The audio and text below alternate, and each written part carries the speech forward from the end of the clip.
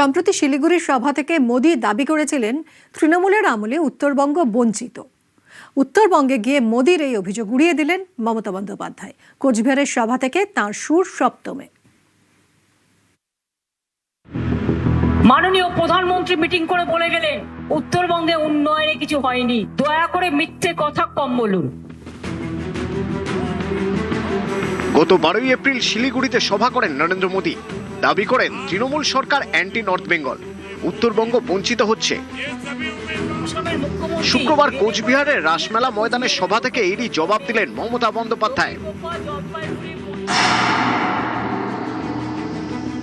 মাননীয় প্রধানমন্ত্রী মিটিং করে বলে গেলেন উত্তরবঙ্গে উন্নয়নে কিছু হয়নি, দয়া করে মিথ্যে কথা কম বলুন।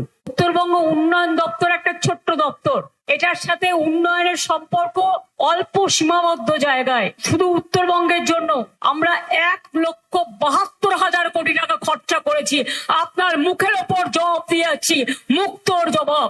উত্তরবঙ্গের উন্নয়নের ওই টাকা দিয়ে জয়ী সেতু হয় না, হেরিটেজ টাউন হয় না, বিশ্ববিদ্যালয় হয় না, রাজবংশী একাডেমি হয় না।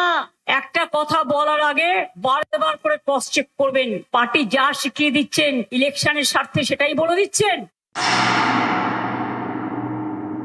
আসামের মুখ্যমন্ত্রী রেলে করে লোক নিয়ে আসবে কুচবিহারে ভোট দেওয়ার জন্য সেন্ট্রাল ফোর্সের সাহায্যে। যারা কুচবিহারের রাজবংশীদের নোটিশ পাঠায় এনআরসি বলে আসাম থেকে, তারা আবার আসে ভোট চাইতে। এদের লজ্জাও করে না। অনেক এনআরসি করেছেন, আগে নিজের রাজ্যটা সামলান, বাইরে থেকে ভোটার নিয়ে গিয়ে তো ভোট দিয়েছেন। এখানেও আপনি আসছেন, উকি ঝুঁকি মারছেন, বাইরে থেকে ভোটার নিয়ে এসে গৌহাট থেকে ভোট দেবেন, তাই তো? সেন্ট্রাল ফোর্সকে নিয়ে মানুষ ভেস্তে দেবে প্ল্যানিং, এটা মাথায় রাখবেন। ভোটার লিস্ট থেকে কুচবিহারেও প্রায় 2,00,000-2.5 লক্ষের মতো নাম বাদ দিয়েছে, বিজেপি বাদ দিয়েছে।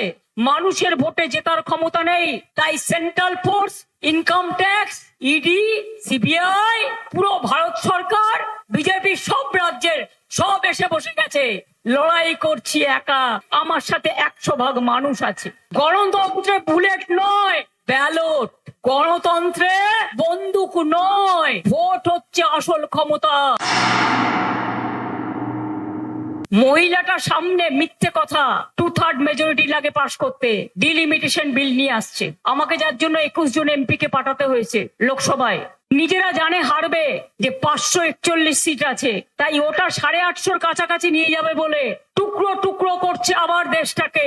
একদিন দেখবেন কুচবিহারটাই হারিয়ে গেছে, উত্তর দিনাজপুরটাই হারিয়ে গেছে, দার্জিলিংটাই হারিয়ে গেছে, শিলিগুড়িটাই হারিয়ে গেছে। এদের লজ্জা নেই, ঘৃণা নেই, ভয় নেই। তুমি ভেবে যাও, করে যাও, আগামী দিন তুমি পাওয়ারে থাকবে না, ওটা 1 সেকেন্ডে উল্টে যাবে। আগামী 29 এপ্রিল দ্বিতীয় দফায় ভবানীপুরে ভোট, মমতা বন্দ্যোপাধ্যায়ের কেন্দ্র। ভোটের আগে টানা 4 দিন সেখানে মমতার নানা কর্মসূচি। 24 এপ্রিল যাদবপুর থেকে গড়িয়াহাট পর্যন্ত মিছিল, ওই দিনই চেতলা সিআইটি মার্কেটের কাছে সভা। 25 এপ্রিল 74 এবং 82 নম্বর ওয়ার্ডে মিছিল, পরদিন মিছিল 70, 71 এবং 72 নম্বর ওয়ার্ডে। 27 এপ্রিল বালিগঞ্জ ফাঁড়ি থেকে মিছিল, 63 এবং 77 নম্বর ওয়ার্ডে কর্মসূচি। সিপিএম যে হয় অত্যাচার করতো, তোমরা আজকে সিপিএম এর লোকগুলো বিজেপিতে ঢুকেছে, তার থেকেও আরো বেশি শিক্ষা নিয়ে আরো বেশি অত্যাচার করছো।